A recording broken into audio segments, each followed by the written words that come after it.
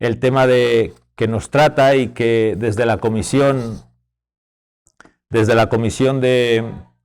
del año jubilar, pues se concedió una parte de historia, una parte de celebración litúrgica y una parte de pastoral, ¿no? Y el título que lleva, como bien tenéis ahí en el guión, es una pastoral para nuestro tiempo, a vino nuevo, odres nuevos. Yo había preparado una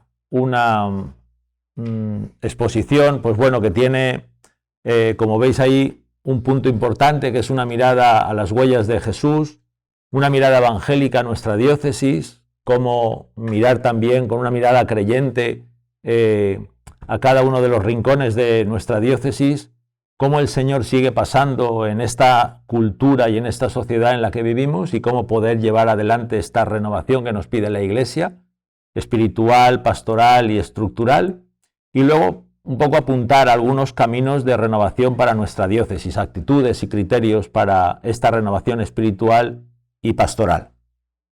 No sé, no quisiera yo cansaros, no quisiera que fuera sobre todo pues una confesión de ilusión y de cariño, ¿no?, que uno tiene como sacerdote para poder, en definitiva, llevar adelante la tarea en nuestra parroquia. Sacerdotes, diáconos, fieles laicos, vida religiosa, todos estamos llamados como los tres grandes carismas a poder, sobre todo, llevar adelante el misterio que Dios nos ha encomendado, ¿no?, la tarea, en definitiva, de poder llevar al hombre y a la mujer de hoy al encuentro con el Señor. Pues buenas tardes a todos los aquí presentes, y me gustaría comenzar sobre todo con la oración del año jubilar, que en su tercer párrafo dice así: envía tu Santo Espíritu sobre esta Iglesia para que este año jubilar sea un tiempo de gracia, de memoria agradecida del pasado, de purificación y renovación personal y pastoral, y de crecimiento en la comunión, que nos anime en la esperanza y nos aliente a salir juntos a la misión de llevar a todos la alegría del Evangelio. Ya esta oración nos dispone por dónde va el hilo conductor de esta conferencia en el contexto del año jubilar que estamos celebrando. Renovación pastoral, renovación personal, que nos anime y nos aliente a la misión. Este acontecimiento diocesano del año jubilar es un momento de gracia, es un tiempo para poder mirar el camino recorrido, dando gracias y sobre todo mirando un nuevo horizonte de la Iglesia y de nuestro mundo para poder avanzar, como nos diría San Juan Pablo II, en fidelidad y en creatividad. El Señor mismo, victorioso, está en medio de la Iglesia que peregrina en Segorbe, Castellón, la alienta, la conduce y tira de ella caminos nuevos e insospechados. Ser, por tanto, dóciles al Espíritu es lo que se nos pide en este instante, pues éste acompaña siempre a la Iglesia y le va conduciendo a la verdad plena. Volvamos, pues, en un primer momento la mirada en el Señor, como sugería San Juan Pablo II, para llevar adelante esta nueva evangelización. Deberíamos volver a la hora enteramente primera, a la hora apostólica. Por eso el primer punto es hora de volver a las huellas de Jesús. A Dios nadie le ha visto jamás. El Hijo único, que está vuelto al seno del Padre, se ha vuelto a nosotros y nos lo ha dado a conocer. Así dice el prólogo de San Juan. Y en este tiempo de la Iglesia que peregrina en Segorbe, Castellón, queremos mirar a Jesús y cantar las huellas de su amor. Y lo hacemos para encontrar los caminos de renovación espiritual, pastoral y estructural, pues Él es la fuente y la luz que nos puede hacer ver la luz de la conversión pastoral y misionera a la que está llamada nuestra diócesis. Es la hora, por tanto, de volver a las huellas de Jesús que contemplamos a la luz de la Pascua, guiados por el Espíritu Santo. En un primer momento Jesús está vuelto al amor del Padre, y cómo no recordar las huellas de su obediencia. Vuelto al Padre, es uno con el Padre, y en entera obediencia manifiesta: he aquí que vengo, oh Dios, a hacer tu voluntad. Y luego vemos a un Jesús vuelto a los hermanos, donde nos pasa el amor del Padre, y son las huellas de su encarnación. Y la palabra se hizo carne y puso su tienda entre nosotros. Sin embargo, arrastrado y conducido por la fuerza del Espíritu, comienza Jesús el anuncio del Evangelio del Reino, una buena noticia para los pobres y un año de gracia del Señor. Son las huellas de su anuncio del Evangelio que nos invita a compartir, dándonos su autoridad y enviándonos a su misma misión con audacia, con valentía y con humildad. En el camino de Jesús ya vemos cómo los evangelios nos lo presentan como un Jesús orante, son las huellas de su oración. Y así ora al recibir la misión del Padre, al bendecir los panes de la multiplicación o cuando cura al sordo y al mudo. Y luego enseña a sus discípulos a orar regalándole su misma oración, el Padre Nuestro. Sin embargo, un Jesús conmovido en su corazón y lleno de ternura es el que veremos se acerca a los pecadores y se sienta a comer con ellos, recorriendo toda Galilea. Son las huellas de su misericordia en el camino de Galilea a Jerusalén. Sin embargo, en la hora de pasar de este mundo al Padre, habiendo amado a los suyos que estaban en el mundo, los amó hasta el extremo. Tomó pan, partió, se lo dio diciendo: este es mi cuerpo entregado por vosotros. Es en la cena del Señor donde vemos las huellas de su entrega por nosotros. Pero parecería poco este gesto tan entrañable de Jesús, cuando sobre todo baja la hondura de las huellas de su cruz, donde vemos la entrega como el exceso del amor del Padre que nos entrega a su Hijo, a cada uno de nosotros. Pero es el Padre el que por la fuerza del Espíritu levantó a su Hijo del sepulcro, lo resucitó de entre los muertos y lo sentó a su derecha. Son las huellas de su Pascua y de su entronización. Y nosotros hoy, a día de hoy, esperamos la vuelta de Jesús para que enjugue las lágrimas de todos los ojos y entregue el reino al Padre. Son las huellas, por tanto, de su venida gloriosa. En esta hora de la iglesia de Segorbe Castellón, queremos tener, por tanto, los ojos fijos en este Jesús que ha recorrido el camino desde la casa del Padre y vuelve de nuevo a la casa del Padre, pasando por la entrega de exceso de amor en el misterio pascual. Y lo queremos hacer confesando también con la fe del apóstol Tomás: Señor mío y Dios mío. Y lo tenemos que hacer para poder pisar en sus mismas huellas, no en las nuestras, sino en las de Él, para alabarle como los primeros hermanos. Digno es el Cordero degollado de recibir el poder, la riqueza, la sabiduría, la fuerza, el honor, la gloria y la alabanza. Solo así, con esta mirada a Jesús nuestro Señor, el hermano mayor, el que se pone al frente de la pastoral de nuestra iglesia diocesana, de nuestra iglesia, la iglesia del Señor, solo así podemos tener una mirada evangélica a nuestra propia diócesis. Avancemos, por tanto, en un segundo momento mirando a nuestra iglesia local. Y tres son los ámbitos de esta mirada al momento diocesano: la renovación espiritual, la renovación pastoral y la renovación de personas, instituciones y estructuras.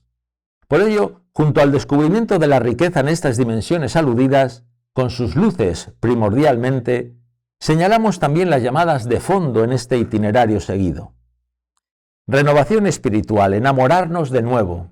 La Iglesia Universal, en su camino de renovación espiritual, nos ha llamado por medio del Papa Francisco a enamorarnos de nuevo, a enamorarnos del Señor. Ha querido ser una invitación a volver al amor primero que nos dice el libro del Apocalipsis. Y todo para poder vivir desde la alegría un encuentro con Jesús. Es el origen de toda la conversión espiritual. Pon los ojos solo en el Señor.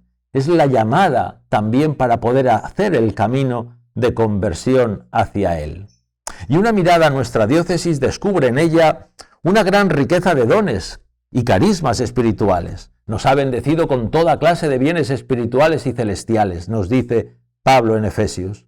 Los dones espirituales y apostólicos de los sacerdotes, de los laicos, de los religiosos, de nuestra iglesia diocesana en Segorbe Castellón son grandes y muy fecundos. Y recordamos también aquí en esta tarde la rica aportación de la vida contemplativa en nuestra diócesis. Todo ha sido y es un regalo del Espíritu. Pero desde esta constatación tan llena de gratitud y de esperanza, debemos reconocer nuestro enfriamiento. A día de hoy somos llamados a dar pasos nuevos en orden a una renovación espiritual. Y quisiera marcar algunos indicadores para esta renovación espiritual. Un nuevo impulso en el enamoramiento espiritual. Es necesario que todos nos renovemos espiritualmente. Es tiempo de enamorarse de nuevo y de ofrecer a nuestra diócesis y sobre todo a las nuevas generaciones de niños y jóvenes una espiritualidad fresca, viva, personal, eclesial, comprometida, renovada. Pasarles el Evangelio de Jesús es tarea de esta generación. Nos toca el turno a nosotros. Y hay que hacerlo con renovado espíritu. particularmente en el ámbito familiar, donde se tiene una gran responsabilidad en la transmisión de la fe a sus hijos. Y cada uno de nosotros nos hemos preguntado, ¿cómo hacer esto posible? ¿Cómo romper esa rutina espiritual, a veces mortecina, que amortigua la fuerza de ser fermento y levadura para la masa?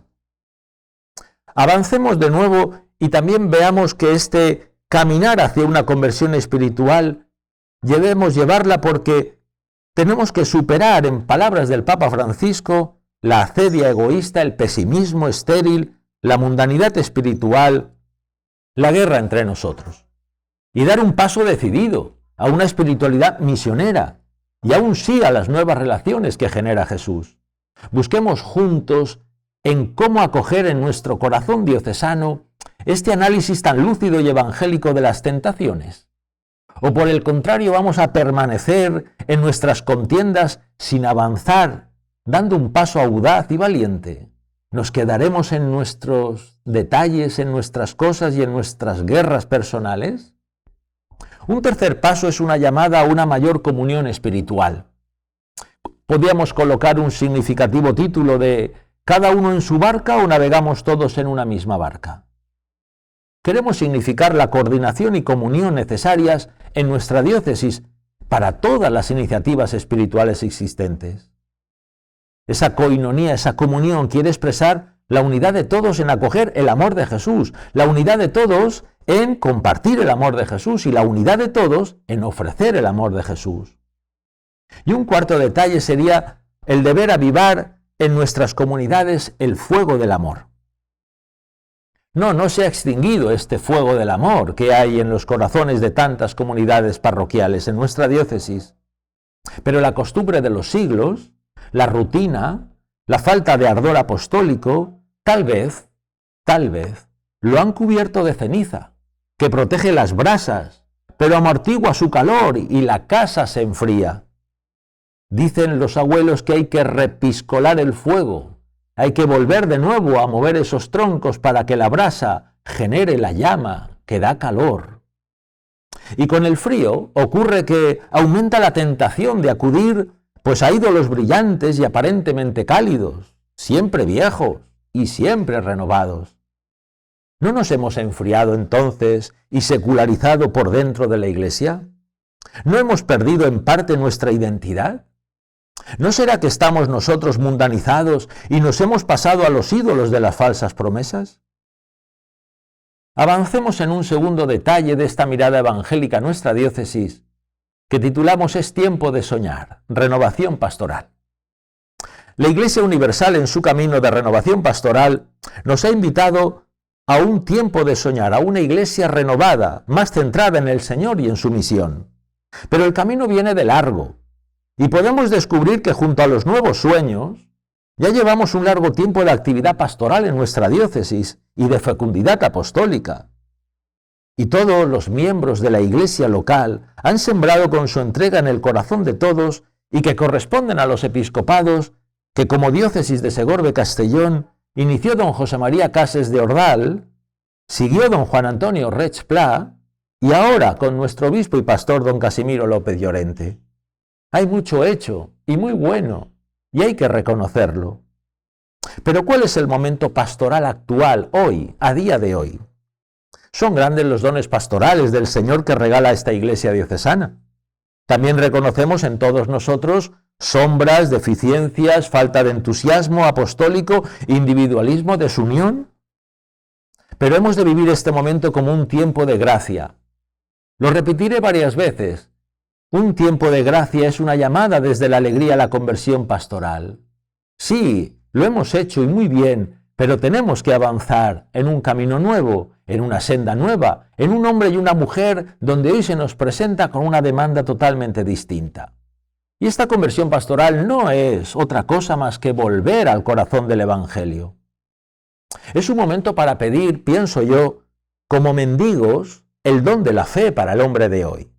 Estamos situados en una fe suplicada al Señor como don y ofrecida a un hombre nuevo, a generaciones nuevas, distintas, a las que la mayoría de nuestros sacerdotes, agentes de pastoral, han evangelizado en décadas pasadas. una fe nueva para tantas personas que debe surgir solo por un asombro ante el amor de Dios.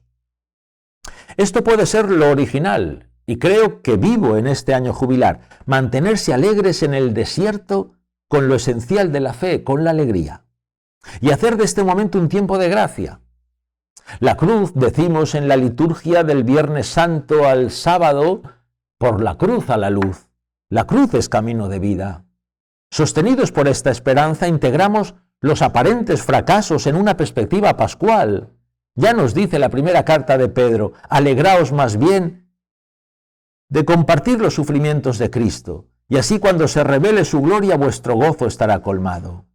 Es tiempo de soñar, con una opción misionera, como nos dice el Santo Padre, de transformarlo todo, las costumbres, estilos, horarios, lenguaje, estructura eclesial, todo en definitiva que se convierta y se encauce a la que es la evangelización, la tarea primordial de la Iglesia, y no a la autopreservación. Y puede ser muy rica para la Iglesia diocesana esta entrada en el desierto. He aquí que la seduciré, la llevaré al desierto y le hablaré al corazón, dice el profeta Oseas.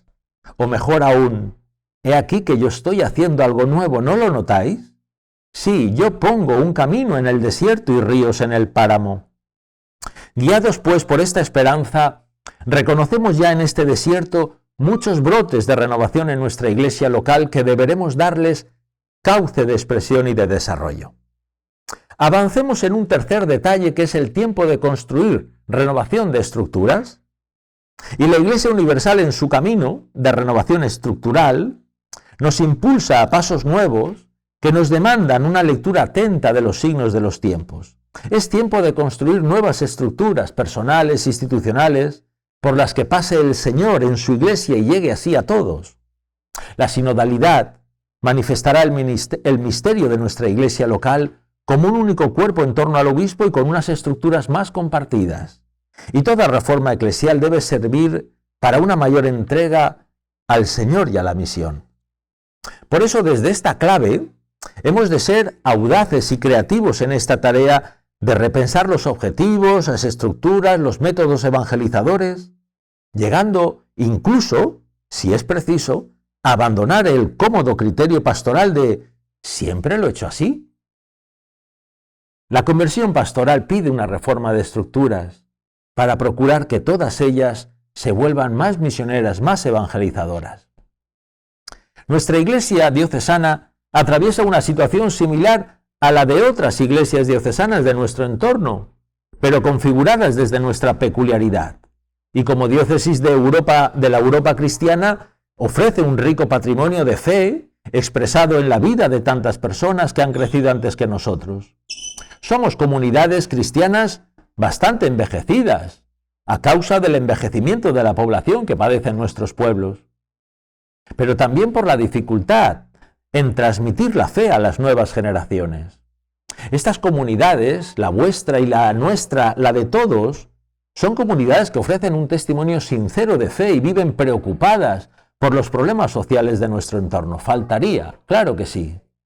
Pero con humildad y sinceridad tenemos que reconocer que nos falta entusiasmo apostólico, una mayor presencia social confesante, una mayor creatividad en nuestras propuestas, una reflexión y vivencia seria de nuestra condición de bautizados, en la que se subraya el contraste que los valores del Evangelio desprenden en relación con los de la sociedad del bienestar y consumo tan secularizada.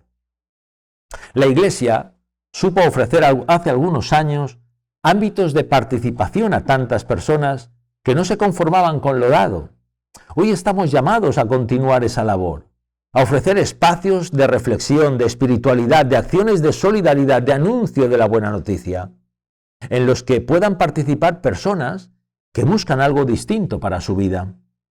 Debemos abrir más las puertas de nuestro templo, de nuestros locales y comunidades, y ofrecer actividades que despierten la sed de Dios y calmen la sed del sentido profundo de tantos contemporáneos. Avancemos sobre todo en otro detalle importante, un segundo punto, es cómo el Señor pasa en esta época e impulsa a su Iglesia. La renovación espiritual, pastoral y estructural, esta pastoral para nuestro tiempo que tiene por título esta conferencia, acontece en nuestra diócesis en el marco de unas coordenadas culturales y sociales que envuelven nuestra sociedad. ¿Cómo somos en definitiva? ¿Cómo es el hombre y la mujer de hoy que tenemos delante para poder llevar adelante la evangelización?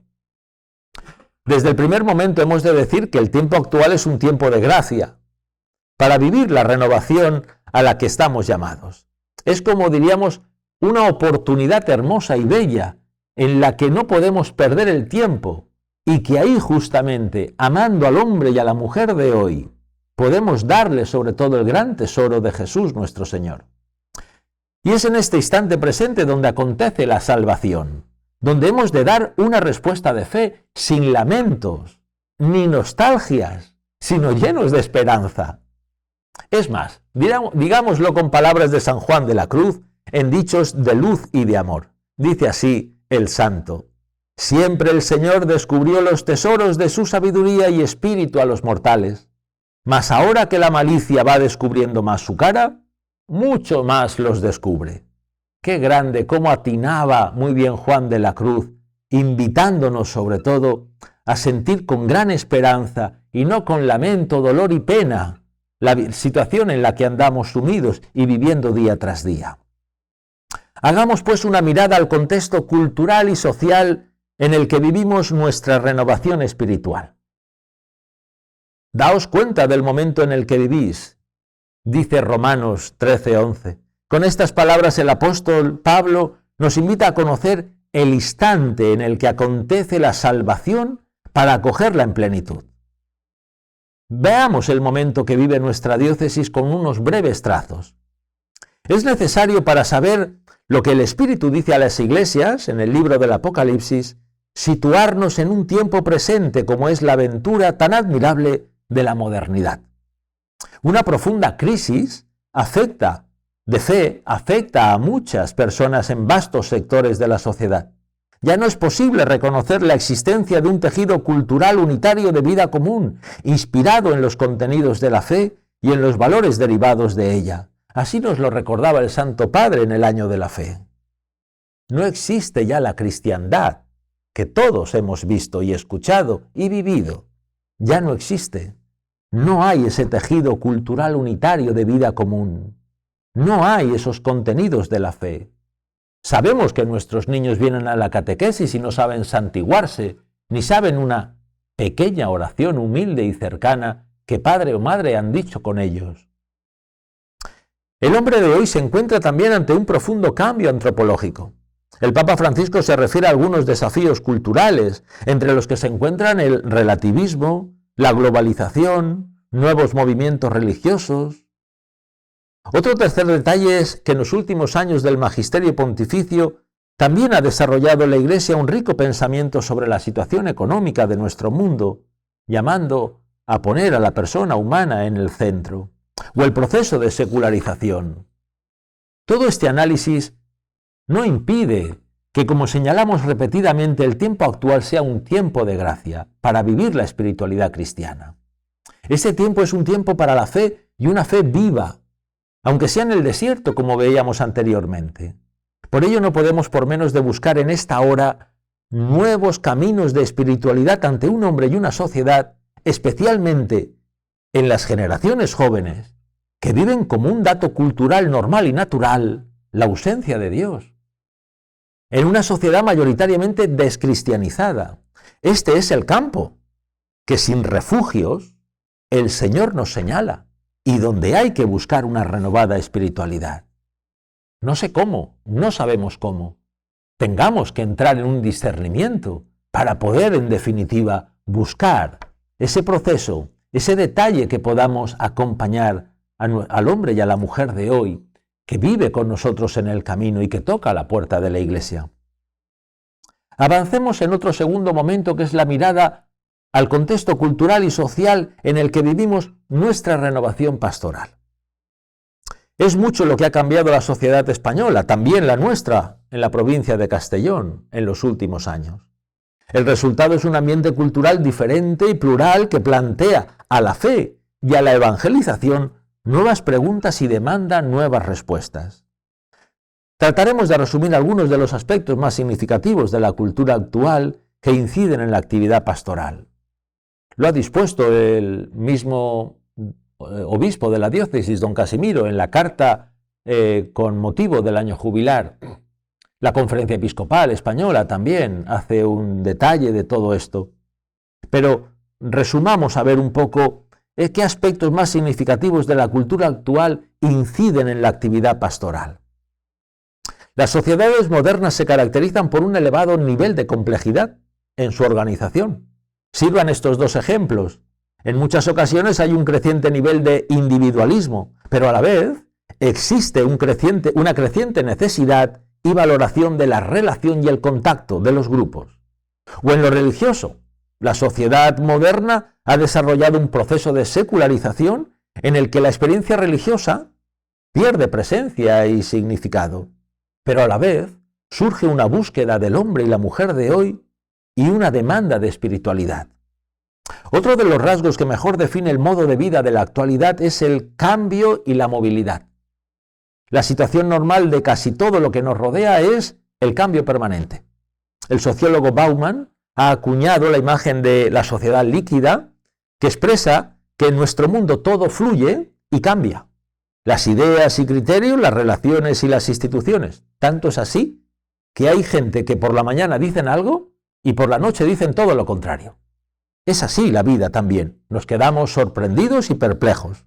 Pero así es el cambio hasta en esos detalles. El tercer rasgo de nuestra sociedad es el impacto enorme que tienen los medios de comunicación y sobre todo en la configuración de la mentalidad de la persona. La información fluye y varía permanentemente. Lo que ahora es noticia impactante, apenas se recordará en unas horas. Todo lo cual genera una cultura de la sensación en la que prima lo inmediato en lugar de la interiorización. O la cultura de nuestro tiempo, que es en gran medida global. O lo que es lo mismo, afecta e influye en toda la humanidad independientemente del lugar y el continente en que una persona viva. O la sociedad moderna, que se inicia con el surgimiento de la ciencia y su aplicación a la vida cotidiana, lo que llamamos hoy tecnología. Es el factor de mayor influencia en la mentalidad y en el pensamiento de nuestros contemporáneos. ¿Y qué decir del cambio social, político y educativo de España en los últimos 50 años? Ha sido enorme. No vamos a entrar ahora en detalles. Entre los cambios experimentados en la sociedad española, uno de los más grandes afecta al ámbito familiar. ¿Qué decir delante del delegado de la familia? La familia sigue siendo una de las instituciones sociales más valoradas. Es una verdadera escuela de rico humanismo, de fe, de amor, de confianza, de solidaridad, de ayuda mutua. Es donde te sientes acompañado de la mano, donde te enseñan a vivir día tras día con delicadeza, exquisita delicadeza. No obstante, algunos datos nos llaman a la reflexión. Las llamadas nuevas formas de familias, separaciones, nuevas relaciones entre padres e hijos, crecimiento de manifestaciones de violencia entre los miembros. Algunas situaciones revelan una crisis de los valores que sustentaban la familia, sobre los que el Papa también ha reflexionado en la exhortación Amoris Laetitia. Dentro de este proceso de cambio que ha vivido la sociedad española, llama la atención la enorme secularización e indiferencia experimentada en la esfera religiosa. El otro día presentaba yo unas estadísticas de la Conferencia Episcopal Española y también de otras fuentes, donde el grupo de creyentes practicantes ya es superado con creces en la Comunidad Valenciana por los agnósticos, indiferentes y ateos. Supera, pero doble, el indicador propio de estos grupos. España ha pasado de ser una sociedad con una enorme presencia de lo religioso en la vida social y personal a la disminución creciente de esa presencia. La situación actual no es fácil para la vida de la fe, no descubro nada, lo sabemos perfectamente. Pero sin embargo es una ocasión de purificar nuestra fe, de vivirla en conciencia y con libertad responsable, de descubrir nuevos aspectos de la vivencia de Dios y de seguir aportando también a nuestra sociedad esto que puede sumarle y ayudarle al ser humano. No podemos olvidar la llamada permanente a nuestras conciencias de la situación de la pobreza del llamado tercer mundo y la preocupación y el cuidado por la casa común de la creación. No podemos quedarnos más ahí, pero avancemos sobre todo en los caminos de renovación de nuestra diócesis. Lo que el Espíritu dice a las iglesias. Nuestra iglesia diocesana ha estado iluminada por la palabra de Dios en toda su riqueza, por el gran tesoro que es el Concilio Vaticano II y que en palabras de San Juan Pablo II es gran gracia para la iglesia y brújula para el tercer milenio. Y por la exhortación también del Santo Padre, el Papa Francisco, la alegría del Evangelio, leída en continuidad con todo el magisterio de la iglesia. Desde esta gran luz y con el discernimiento comunitario, la diócesis de Segorbe-Castellón creo que puede señalar algunas actitudes y criterios que iluminen en los próximos años la necesaria renovación en nuestra iglesia local. Un primer detalle son las actitudes y criterios para una renovación espiritual. El Santo Padre, el Papa Francisco, utiliza la figura de discípulos misioneros. Discípulo es el que está vuelto al Señor para acoger su amor y su misericordia, estar con Él, dice el Evangelio de San Marcos. Es una espiritualidad hacia adentro. Y el misionero es el que desde el amor acogido se vuelve a los hermanos para el anuncio del Evangelio y la misión de servir a los pobres y trabajar por la justicia. Dice el texto de Marcos, para enviarlos a predicar con poder de expulsar los demonios. Por tanto, es una espiritualidad hacia afuera. Este descentramiento, vueltos al Señor y vueltos a su misión, nos parece, por tanto, la clave para la espiritualidad de hoy. Desde esta imagen tan bella y tan querida del Papa Francisco, discípulos misioneros, queremos proponer estos caminos de renovación espiritual para ser hombres y mujeres del siglo XXI configurados con Cristo y reflejos de su rostro. En un primer detalle, para ser discípulos.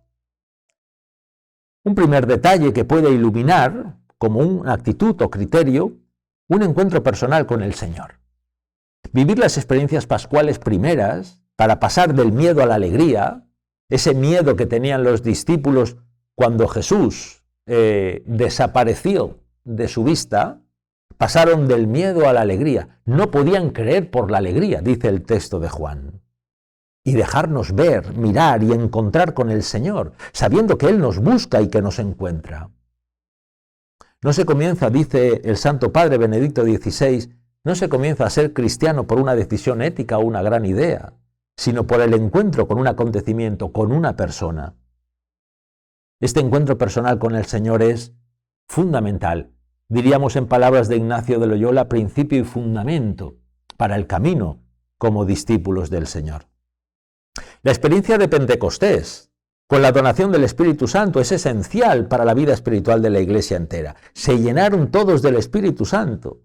Esta fusión recibida en el bautismo, en la confirmación y en la Eucaristía llena nuestro corazón para la experiencia honda de ser evangelizadores con espíritu que se abren sin temor a la acción del Espíritu. Acercarnos también a los manantiales del agua viva. Como busca la cierva corrientes de agua, así mi alma te busca a ti, Dios mío, tienes sed de Dios, del Dios vivo. ¿Dónde se encuentran esas fuentes de agua viva para ser, como diría el Papa Francisco, personas cántaros para dar de beber a los demás? Es vital acercarnos a las fuentes de la oración, la palabra de Dios, los sacramentos, especialmente la Eucaristía, las grandes espiritualidades en torno a María y su esposo José, los santos, los pobres. El centro de la vida de Jesús también es la unión íntima al Padre. Cuando los discípulos percibieron cómo oraba Jesús, le piden con auténtico deseo, Señor, enséñanos a orar. Y Él le regala al Padre Nuestro, el secreto de su corazón. Necesitamos detenernos en oración para pedirle a Él que vuelva a cautivarnos. Nos hace falta clamar cada día, pedir su gracia para que nos abra el corazón frío y sacuda nuestra vida tibia y superficial. Puestos ante Él con el corazón abierto, dejando que Él nos contemple. Solo así podemos avanzar en el camino de ser discípulos. Y para ser misioneros, pues la dulce y confortadora alegría de evangelizar. El Evangelio es buena noticia, que solo se transmite desde la alegría y el gozo. Jesús nos pasa el amor del Padre, eso es el Evangelio. para que mi alegría esté con vosotros y vuestra alegría sea plena. Los discípulos del Señor en nuestra iglesia diocesana estamos llamados a vivir esta espiritualidad apostólica de la alegría, para pasar y anunciar el Evangelio a todos. Pero necesitamos también una mística de ojos abiertos. Y esta mística de ojos abiertos en medio del mundo que nos ayude a vivir despiertos a las necesidades de los hermanos y del mundo. Así lo dice la plegaria eucarística quinta. Estar abiertos y despiertos a las necesidades de los hermanos y del mundo, descubriendo las semillas del Verbo, acogiendo en la creación entera cuanto hay de verdadero, noble, justo, puro, amable, loable, de toda virtud y todo valor. No sirven, por tanto, las propuestas místicas sin un fuerte compromiso social y misionero, ni los discursos y praxis sociales o pastorales sin una espiritualidad que transforme el corazón. Unir ambas, estas miradas, las dos, hace y consigue una espiritualidad del buen samaritano, que en palabras de Pablo VI, en el discurso de clausura del Concilio Vaticano II, un 7 de diciembre del 65, ya ha corrido tiempo, decía: la antigua historia del buen samaritano ha sido la espiritualidad del Concilio Vaticano II. Y otro detalle importante para ser misioneros es el gusto espiritual de ser pueblo. Ser misioneros también nos lleva a vivir entre nuestras gentes, entre nuestros hermanos. No podemos amar desde la lejanía, hay que amar desde la intimidad. El Señor, desde el corazón del Padre, bajó a las últimas partes de las entrañas de la tierra. Y es allí donde abrazó a la humanidad. Tenemos que gravitar, por tanto, a la cercanía, a la intimidad y al orgullo de sabernos también y de gustar el ser pueblo, caminar con nuestros hermanos. Solo así podemos escuchar los latidos de su corazón, las ansias, los gritos, las penas, los quejidos, los sueños e ilusiones de su corazón. Avancemos en un tercer detalle, que son las actitudes y criterios para una renovación pastoral. Hemos de mirar la humanidad actual con los ojos del Padre de la Misericordia. En el Evangelio de Lucas 15 así nos lo muestra. Su misericordia es la clave para comprender la aventura del hombre de hoy. Por ello podemos preguntarnos, siguiendo la parábola del Hijo Pródigo o del Padre de la Misericordia, ¿qué hace el Padre ante esta situación de una humanidad autónoma que ha abandonado la casa paterna en una apostasía silenciosa? Pues manifestar más hondamente su misericordia. Podríamos formularlo en dos gestos, pienso yo, que el Padre tiene: poner más fuego en el hogar y salir al encuentro del hombre de hoy. Avancemos en esta primera, poner más fuego en el hogar. Esto se hace enraizados en el misterio pascual de Jesús, dejándonos renovar por la celebración litúrgica como obra de Cristo, sacerdote y de su cuerpo, que es la Iglesia. La fuente misionera y pastoral, que es el misterio de Cristo junto con María y los santos, celebrado a lo largo del año litúrgico, nos lleva a la renovación que se inicia desde el amor del Padre. Y se hace en un encuentro con Él, alentados por el Espíritu. Otro segundo detalle es acogiendo la palabra de Dios. Jesús es la palabra del Padre. La palabra de Dios constituye el sustento y vigor de la Iglesia, firmeza de la fe para sus hijos, dice Dei Verbum. Esta palabra proclamada en el seno de la liturgia es Cristo mismo quien está presente. Él es Él quien nos habla. Por ello, acogerla en el seno de las comunidades, celebrarla, orarla, estudiarla, haciendo una verdadera pastoral bíblica. Un tercer detalle para poner más fuego en el hogar es amándonos como hermanos en comunidades vivas, comunidades de referencia, inspiradas en los primeros hermanos, donde todo hombre y mujer se sienta bienvenido, notado, valorado, aceptado. Y la familia, aliento para la renovación de nuestras comunidades.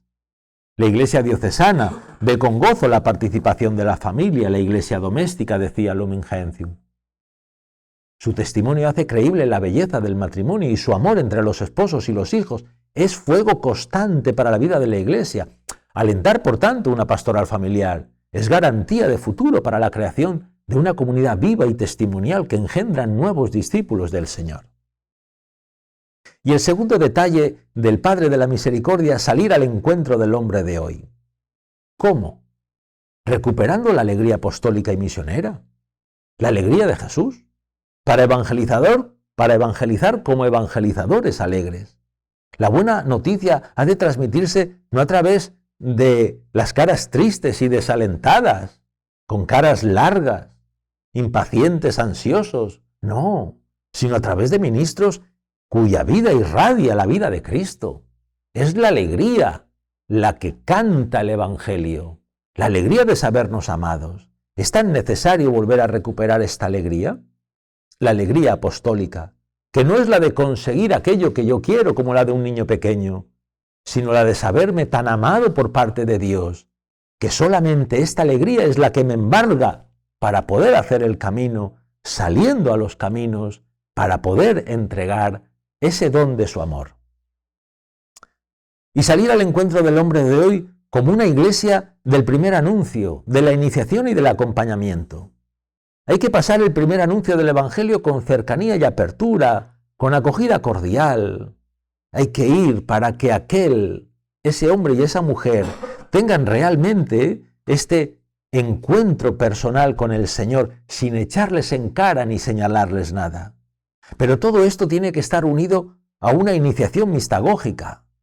Hemos perdido esta pastoral mistagógica que los santos padres tenían en su origen, que es acompañar de la mano e introducirlos al misterio, especialmente a los jóvenes y a los niños. Qué bueno que hace un oratorio, saberse que estos pequeños detalles van como metiendo en su propio corazón la sensibilidad de la presencia de Dios en sus vidas.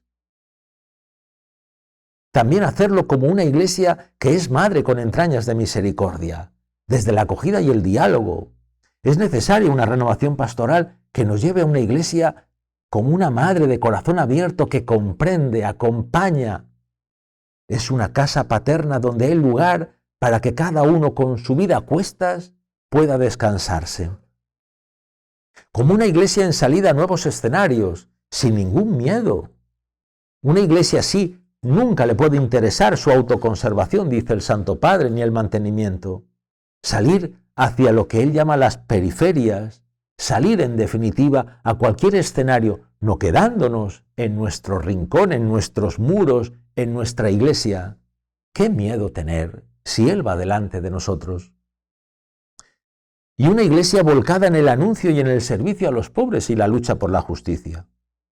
En el camino de Jesús van inseparables estas dos dimensiones señaladas. Jesús recorría todas las ciudades y aldeas, enseñando en las sinagogas, proclamando la buena nueva del reino y sanando toda enfermedad y dolencia. La palabra, anuncio, y la obra, servicio, son inseparables las unas de las otras. ¿Qué actitudes y criterios para esta renovación estructural? En ese tercer punto utilizamos el texto lucano de la curación del paralítico, en Lucas 5. Nos sirve sobre todo para meditar sobre el camino de una renovación estructural en nuestra iglesia particular. Para llevar al paralítico ante Jesús, unos hombres usan una camilla, símbolo de una iglesia que busca los medios y estructuras necesarias para la misión. ¿Cuál es la misión? Llevarle a Jesús. No le importa romper el techo de la casa para un encuentro con Jesús. ¿Cómo llevar a cabo esta reforma de nuestra diócesis? Es la primera estructura en la que vivimos nuestra fe. Cada uno debe sentirse feliz de pertenecer a la propia diócesis. Cada uno puede decir de la propia iglesia local: aquí Cristo me ha esperado, aquí Cristo me ha amado, aquí lo he encontrado y aquí pertenezco a su cuerpo místico, aquí me encuentro dentro de su unidad. ¡Qué gozo poder decir que en esta tierra he tenido el encuentro con el Señor! Veamos pues, necesitamos en la iglesia odres nuevos, a vino nuevo, odres nuevos, decíamos como un subtítulo a la conferencia, al título de la conferencia, una pastoral para nuestro tiempo. Odres nuevos personales, comunitarios, estructurales que cumplan esa misión. La primera estructura nueva es el corazón de cada discípulo del Señor. que posibilitará nuevas estructuras comunitarias e institucionales. Toda renovación estructural debe ir precedida de una renovación espiritual y pastoral. Y toda estructura eclesial debe renovarse en una vuelta a los orígenes. Sí, si no es más, la renovación es un retorno a las fuentes de la vida cristiana bajo el impulso del Espíritu Santo. En la reforma de la Iglesia, todo debe conducir no a otra cosa, sino a fortalecer la comunión en todo el pueblo de Dios. Hay que buscar siempre estructuras que fomenten la corresponsabilidad para la misión.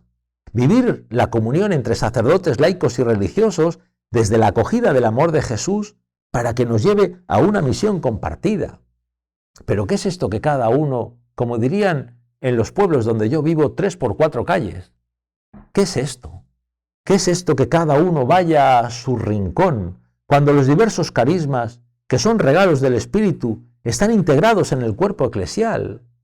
Están dados solo y exclusivamente para llevar adelante la misión de poder evangelizar, que es la única tarea. Así lo manifestó Pablo VI, Juan 23, así lo manifestó San Juan Pablo II, así lo hizo Benedicto XVI y el Santo Padre el Papa Francisco durante 50 años, recordándonos día tras día que esta es la tarea y la vocación de la Iglesia, la evangelización.